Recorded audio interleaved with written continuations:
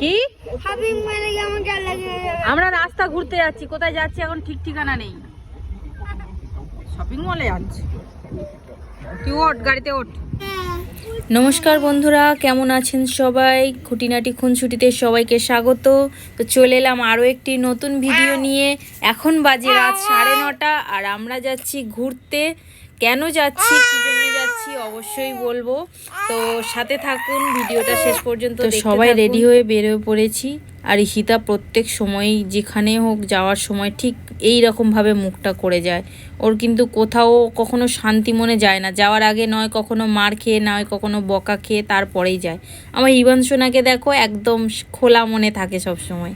তো আমরা চলে এসেছি নিচে পার্কিংয়ে।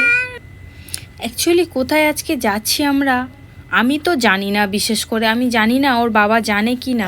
আর এদিকে ঈশিতা তো খুব কান্নাকাটি করছে, বলছে কি যে আমাকে শপিং মলে নিয়ে যেতে হবে, খেলনা কিনতে হবে। প্রথমেই তো আপনারা শুনেছেন, দেখুন ওর মুখটা, ও কিন্তু খুব কান্নাকাটিও করছে। কিন্তু বলুন, এই এত রাতের বেলা কেউ শপিং মলে যায়?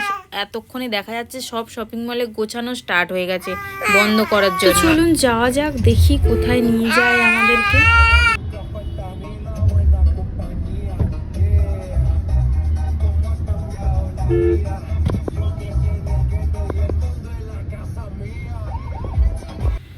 এই গেতো সংটা হচ্ছে ঈশিতার ফেভারিট সং। সব সময় কিন্তু ও এই গানটা শোনে। আমাদের তো একেবারেই ভালো লাগে না, বুঝতেই পারি না কি চলে গানটার মধ্যে, ওই জন্য শুনতেও ভালো লাগে না। যাই হোক, অনেকটা রাস্তা কিন্তু আমরা পার করে ফেলেছি, এখনও আমি জানি না যে কোথায় যাচ্ছি। ওর বাবাও কিছু বলছেই না, খালি বলছে যে গাড়িতে ঘুরতে নিয়ে এসছি, নিয়ে যাচ্ছি, চুপচাপ বসে থাকো। কোথায় যাচ্ছি জানি না, যাচ্ছি। গাড়ি যেদিকে যাবে তোরা সেদিকে যাবি। গাড়িতে বসছিস, গাড়ি যেদিকে যাবে সেদিকে যাবো, বাস। চ না, দেখা যাক না কোথায় কত দূর যেতে পারি। তবে যাই হোক, যেখানেই যাই রাতের শহরটা কিন্তু খুব সুন্দর লাগছে। দেখুন এত সুন্দর দেখতে লাগছে চারিদিকটা, একদম লাইটিং লাইটিং, যেন সবসময় মনে হয় যে এখানে দিওয়ালি হচ্ছে। এই বিল্ডিংটাও খুব সুন্দর দেখতে, একদম মনে হয় যেন অরিজিনাল জাহাজ দাঁড়িয়ে আছে। রাস্তাঘাটে এত সুন্দর তৈরি করা রয়েছে, দেখলেই যেন মনটা ভরে যায়। কোথাও যাই না যাই, রোডে ঘুরলেও কিন্তু অনেক শান্তি আছে এখানে। জানেন তো, অনেকেই কিন্তু খাওয়া দাওয়ার পরে ঠিক এইভাবে রাস্তায় বেরোয় গাড়ি নিয়ে, মানে ঘরের মধ্যে একাকিত্ব ভাব আসে, তো সেই জন্য একটু হাওয়া খাওয়ার জন্য বা ফাঁকা মাইন্ড ফ্রেশ করার জন্য কিন্তু এইভাবে রাস্তাতে বেরিয়ে যায়। ঘন্টাখানেক কি ঘন্টা দুয়েক ঘোরার পরে তারপরে ঘরে গিয়ে ঘুমিয়ে পড়ে। ও হ্যাঁ, আপনাদের সাথে তো শেয়ার করাই হলো না যে আজকে ঘুরতে যাওয়ার কারণটা কি।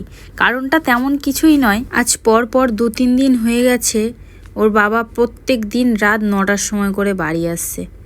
সারা দিন তো থাকতে হয় ছেলেটাকে নিয়ে, আবার রাতের বেলাও যদি রাত 9টা পর্যন্ত থাকতেই হলো, তাহলে সারাদিন তো কেটেই গেল, এবার ঘুমানোর সময়ই হয়ে গেল।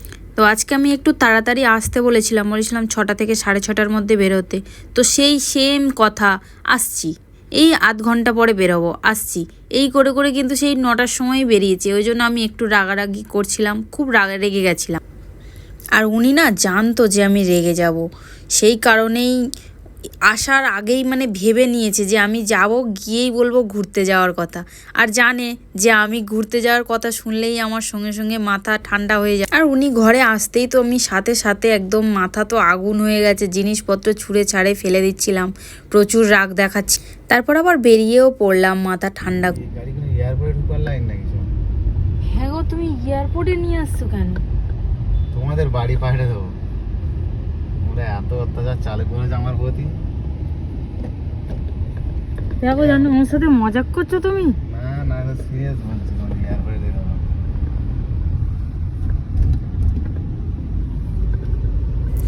মুহূর্তের জন্য মনে হয়েছিল যে আমাদেরকে হয়তো এয়ারপোর্টে ড্রপ করতে এসছে, যে আমাদেরকে ছেড়ে দেবে, যে তোমরা চলে যাও, আমার এখানে একটু শান্তিতে থাকতে দাও।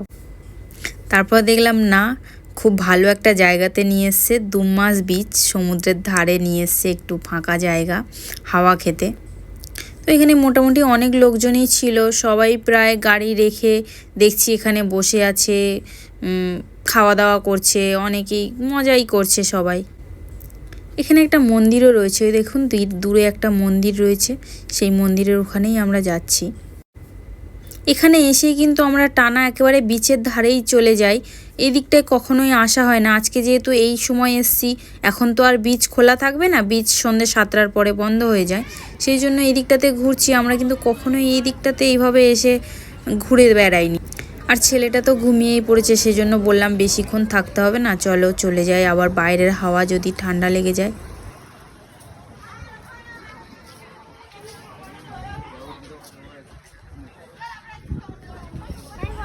তো এখানে দু একটা ফটো টটো তুলে আমরা বেরিয়ে পড়লাম ওখান থেকে। আর ঈশিতা তো আছেই, বাইরে আসলে কিছু খাবে না এমন হতেই পারে না, তো আইসক্রিমের দোকান দেখি আইসক্রিমের দোকানে চলে আসলো।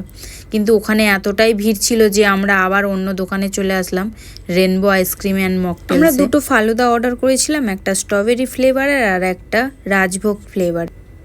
এটা তো দেখেই বুঝতে পারছেন স্ট্রবেরি ফ্লেভার, দেখতে কিন্তু অসাধারণ, ওয়াও। এত সুন্দর ফালুদাটার সামনে ঈশিতার মুখটা দেখুন কেমন। আর এটা হচ্ছে রাজভোগ ফ্লেভার, এটাও কিন্তু খুব সুন্দর খেতে হয়। রাজভোগটা কিন্তু আমার পছন্দের, আর স্ট্রবেরিটা ওর বাবাই নিয়েছে। ওখানে ওইভাবে বসে আইসক্রিমটা খেতে খুব অসুবিধাই হচ্ছিল আমার, যেহেতু ইভান সোনা কোলে ছিল, তো আইসক্রিম নিয়ে আমরা গাড়িতে চলে আসলাম, আইসক্রিম খেলাম আর তারপরে গাড়ি নিয়ে রওনা দিলাম। মান অভিমান তো এখানেই শেষ হয়ে গেল। তো চলুন ভিডিওটা এখানেই শেষ করা যাক। আর আপনারা কে কে এভাবে রাগ করে ঘুরতে যান কমেন্ট করে জানাবেন, আর ভিডিওটা ভালো লাগলে অবশ্যই একটা লাইক করে দেবেন। যদি আমার পেজে নতুন হয়ে থাকেন তো একটু ফলো করে দেবেন নতুন নতুন ভিডিও দেখার জন্য।